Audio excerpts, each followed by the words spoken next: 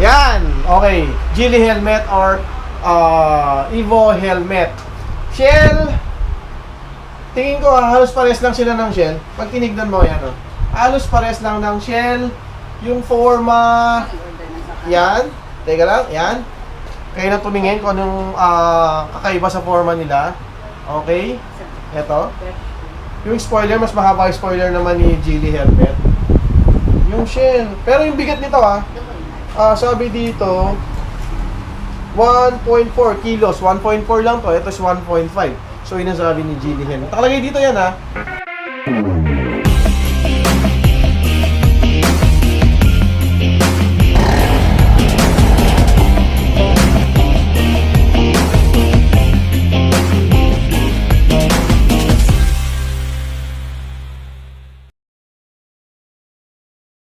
Yun.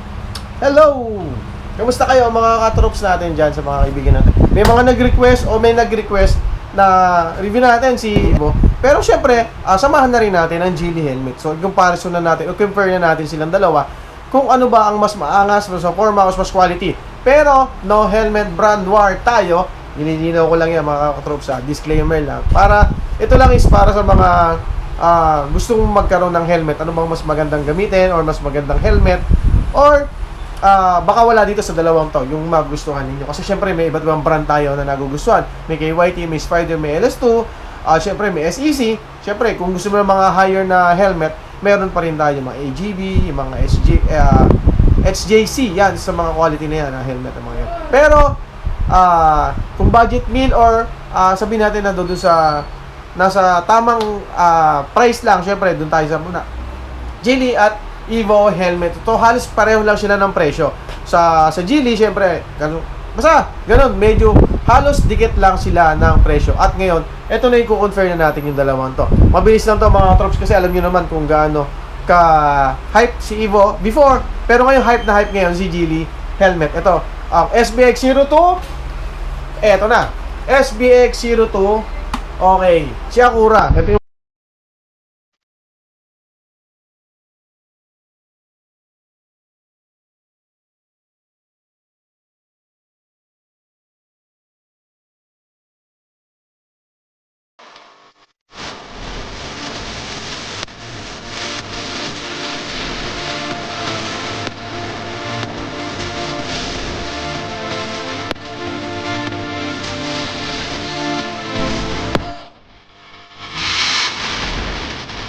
ito yung stock or available dito sa Helmet House Cabuyao branch. Syempre Santa Rosa branch, merong stock at available na tong mga to. Okay, si Acura natin mga katrops ay dual visor, may libreng lens, may libreng kasama pa yung smoke lens nito. Yan. Ngayon, ano ba yung kakaiba dito? Mas maliit ang shell nito. I-confirm mo siya sa SBX01 tsaka sa GT Pro. Mas maliit po ang shell niya. So, ibig sabihin, dahil mas maliit ang shell niya, mas magaan siya ng konti sa dalawang model ng Evo helmet, ng GT Pro at ang GSX 3000. Base dito, nakalagay dito, ang bigat niya is 1.50 kilos. So, 1.5 kilos lumalabas dito sa Acura na SBX02 version 2. Yan. Okay, dual visor niya. So, dito sa gilid dual visor, yung kanyang lining or yung kanyang foam, ito, tignan nyo mabuti kayo na mahumusga. Ayan. Pero, iba na yung chin pad niya dito. Ito kakaiba na to Parang double lining yung chin pad niya. Or meron siya dito. Okay to, itong chin pad na to. Then, ito medyo leather. Yung kanyang lining. Ito, normal na texture. Yung loob, halos parehas lang din no, normal. At may net pa dun sa loob.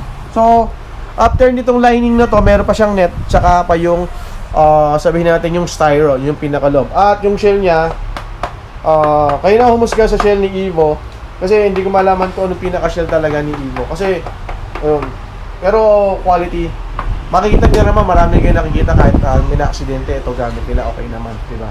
Yan, mas maangas to, mas maliit ang konti, pang girl or pang boy na forma nito, or yung bigat o yung liit ng shell.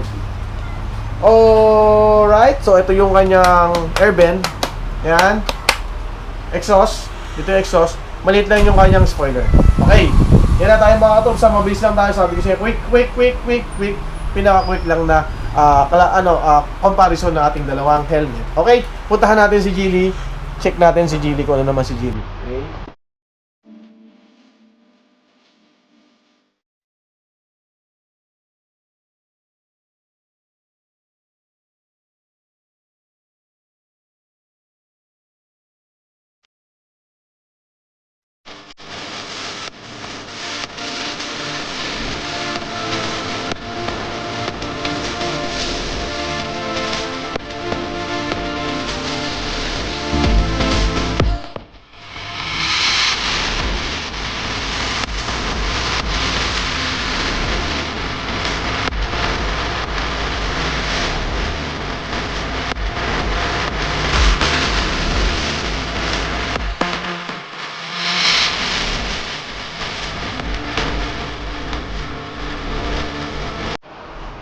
Okay, ito naman si Jilly. Si Jilly yung Legend. So, pinares lang natin na kulay pink. Legend. Then, glossy. And quick release.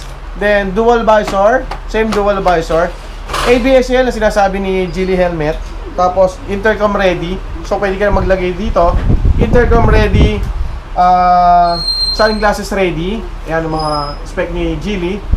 Then, pinagmamalaki nila syempre yung kanyang lens na hindi nababali, hindi nababasag, hindi na puputol. So yung mga lens na sinasabi. Same lang si Evo ha, may pinakita na rin sila Jay Katagumpay at nila Jowa Motovlog na pinasagasaan na rin yung lens ni Evo helmet. Yan. Okay, ito. Ito yung kanyang airband. Ito, dito. Tapos yung spoiler niya. Mas maangas yung spoiler nito kasi nga medyo mataas. Mahaba. Medyo mahaba siya ng konti. Yan, no? Jilly helmet, PS Mark. So, ito yung pinaka, PS Mark. And then, yung lining, kasi sa mga pinagmamalaki ni Jilly helmet, yung lining.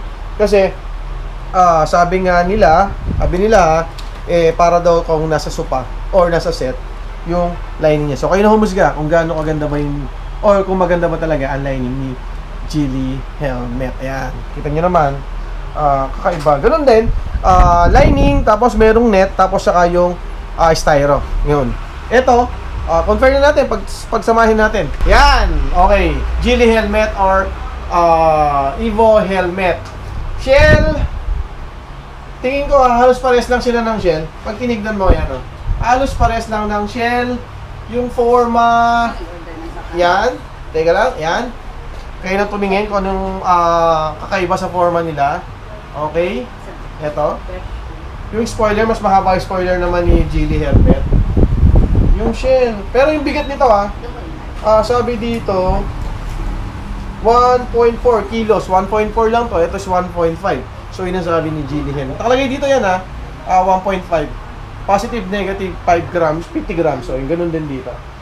Yan. So kaibahan nila si Evo helmet naka ICC sticker, si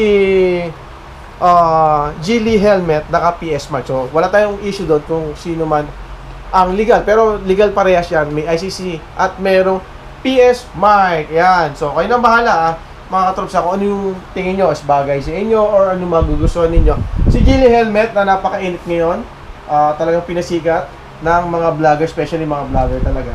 At si Evo helmet, alam naman natin, sabi nila, pangmasa daw talaga. So, Evo number 1, sabi ng mga taga-Evo. Shoutout sa inyo lahat, sa mga Evo lovers, sa mga Jilly lovers, shoutout sa inyo. So, nag-confirm lang tayo ng dalawang helmet na katulad nito. And soon, siguro yung iba pa. And syempre, don't forget to comment na lang kung ano gusto nyo ipa-reviews natin.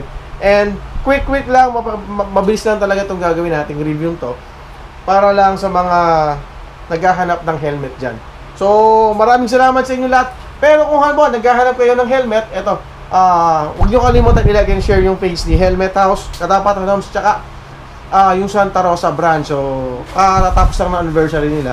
So, happy anniversary Helmet House, Kabuyo branch. Congrats kay JP Tuwason, Kasher JP Tuwason. So, yun yung owner ng Helmet House. Maraming salamat sa ERCP, Nationwide, tsaka sa Jilly Nation.